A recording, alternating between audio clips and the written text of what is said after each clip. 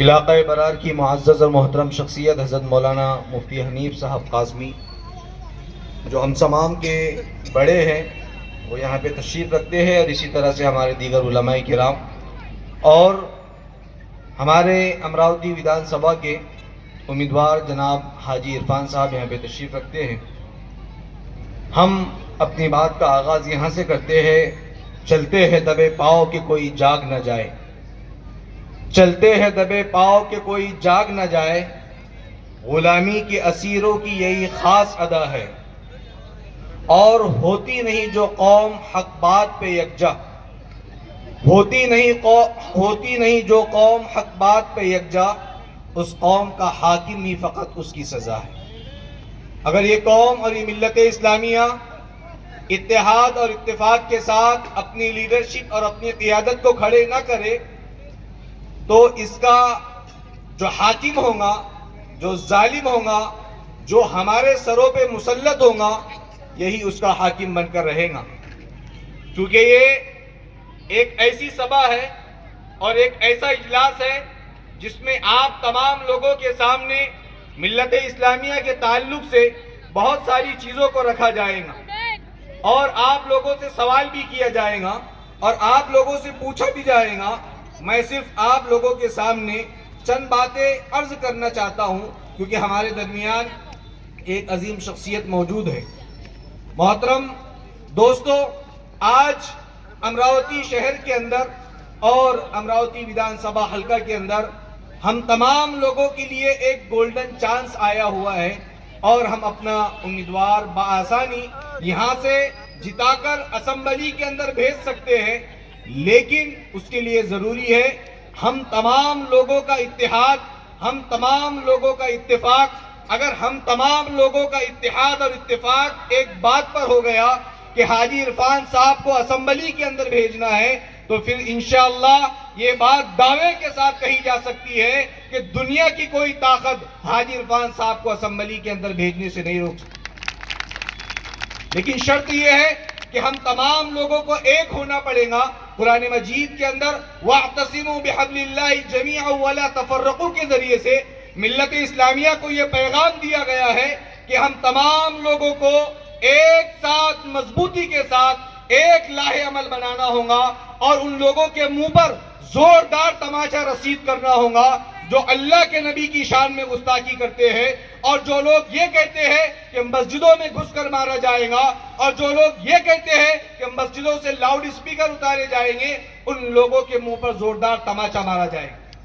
اور ان لوگوں کے منہ پر بھی زوردار تماچا مارا جائے گا جو ان تمام معاملات پہ خاموش ہیں،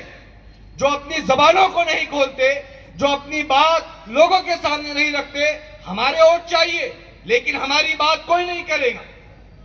ہمارے ووٹ ہر کسی کو چاہیے، ہمارا ووٹ ہر کسی کو لگتا،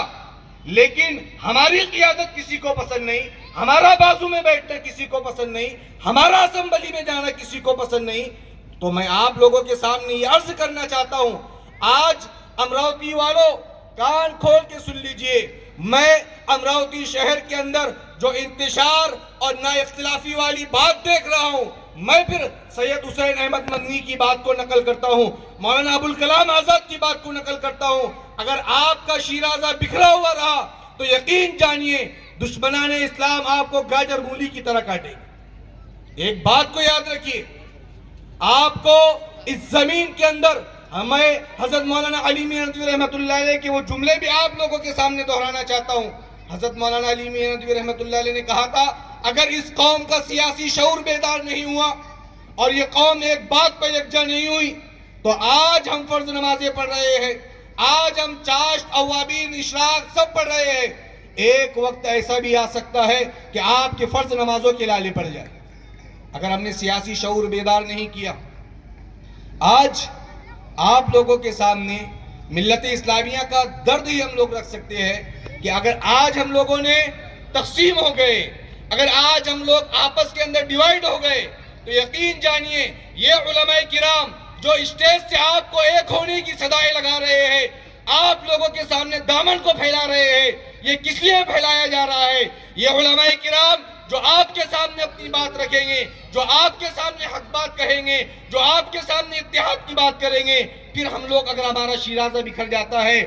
میں آپ کو ایک بات پھر یاد دلانا چاہتا ہوں. ہمارے شہر کے ایک شخص نے کہا تھا کہ ایک وقت امراوتی کے اندر ایسا بھی آئے گا کہ علماء الگ ہو جائیں گے اور عوام الگ ہو جائیں گی. میں اپنی آنکھوں سے دیکھ رہا ہوں کہ ایسا موقع آ چکا ہے ہمارے شہر کے اندر کہ علماء ایک طرف جا رہے ہیں اور عوام ایک طرف جا رہی ہے. آج بھی ہوش کے ناخن لینے کی ضرورت ہے. اگر آج آپ لوگ نہیں سمجھے اور علماء کی قیادت کو آپ لوگوں نے قبول نہیں کیا تو آپ لوگوں کا کوئی پرسان حال نہیں ہوگا.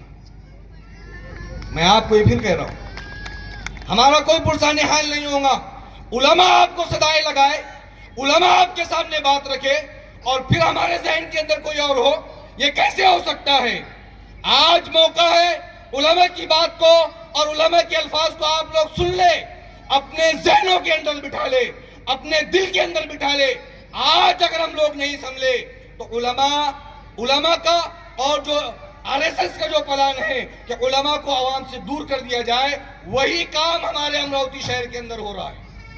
کہ علماء کو ایک طرف کر دیا جائے اور عوام کو ایک طرف کر دیا جائے. کیا علماء کا اعتماد اور علماء پہ سے ہمارے عوام کا اعتماد ختم ہو چکا ہے؟ کیا علماء کو آپ لوگ اس قابل نہیں سمجھتے کہ وہ آپ کی رہبری کرے؟ میں آپ سے سوال پوچھتا ہوں، آپ بتائیں کہ آپ علماء کو اپنا رہبر نہیں مانتے؟ کہ آپ علماء کو اپنا قائد نہیں تسلیم کرتے؟ آپ خود اپنے دل پر ہاتھ رکھ کے ایک سوچے کہ اگر ہم نے علماء کی بات کو نہیں سنا اور علماء کی قیادت کو نہیں سمجھا تو ہمارا کوئی پرسان حال نہیں ہوگا. آج آپ کو جوشی